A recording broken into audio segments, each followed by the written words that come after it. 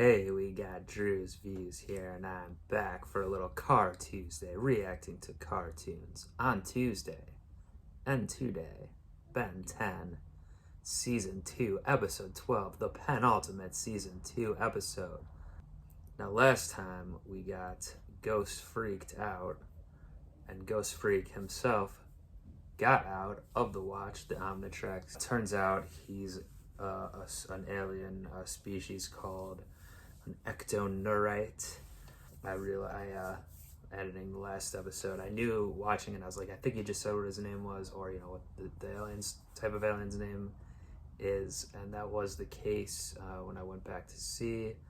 So whatever, he was able to get out of it. So I'm not sure if he's actually dead. It seemed like he was killed in the end of the episode, but maybe not. But regardless, he's not on the watch anymore, so Ben can't turn into a ghost freak anymore, I guess, or an ectoneurite. Too bad, because he was one of my has been one of my favorites, throughout the series so far. The voice, design, and everything. Design-wise, we saw what I guess he really looks like last time, which was he's not the most attractive gentleman, but yeah, so a little bit of a spooky ep. We had also the trio of somewhat bumbling sidekicks to Zombozo back last time, trying to rob a preppy school, I guess. As usual, there's many coincidences why these villains and antagonists meet up with Ben and co again. But yeah, so sorry, Gwen, I don't think you're getting accepted to that prestigious grade school, I guess, or junior high, or whatever it is, because she's only 10, but, or I don't know how far in advance she was planning there, but it seemed like, yeah, it was maybe a 6th through 8th grade sort of deal. Anyway, Ben's learning more about the Omnitrix, I guess. He still can't control it completely or always get who he wants out of it, but now a seemingly one less option. Now this episode, the penultimate Season 2, is called Dr. Animo and the Mutant Ray. So I do believe Dr. Animo is the villain all the way back from, I think, the second episode ever, Washington, BC. Perhaps I'm wrong, incorrect about that, but I think that's the case, because in that episode he was transforming different animals and stuff. Like they went to a museum, if I recall, and he was able to turn even the museum exhibits back into animals or whatever. Like there was a pterodactyl, I believe, a T-Rex, I think. Yeah, so it seems like he'll be back. Guess I won't be surprised if that's the case, since we are seeing a lot of recurring antagonists from Season 1 this season. But the question remains, what's he going to be getting up to? A mutant ray, I guess. I can just look back to the title, but what does that actually entail? I'm ready to find out. Let's roll on into it.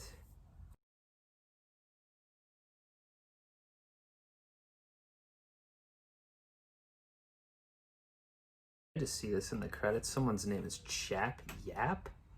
Chap Yap. Yeah, oh, it's a very strange name. Alright, anyway, the big return of Dr. Animo, as we knew it would be from the title.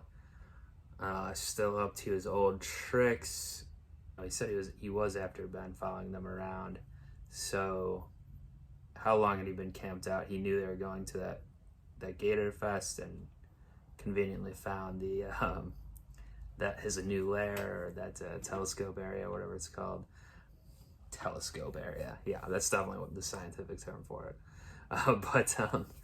Or was he there for a while? It seemed like, but I don't know. Anyway, I'm not supposed to think about that sort of thing, I don't think. Ben messing around with the watch, not work out too well, although it is interesting for him to go into different combos. I mean, ultimately, if he can, well, first of all, he needs to control and get the one out that he wants in the first place. But then on top of that, if he could do combos like this, that could also be useful. I mean, I already mentioned it during the episode, but like how, since Kevin is all of them combined now, he's doing different combos because they're weaker when all combined. But, Ben can do a similar type of thing. So maybe that'll happen in the future. Who knows? But it seems like for now he's not going to mess with that anymore, but we'll see. He learned some lessons, but he's still...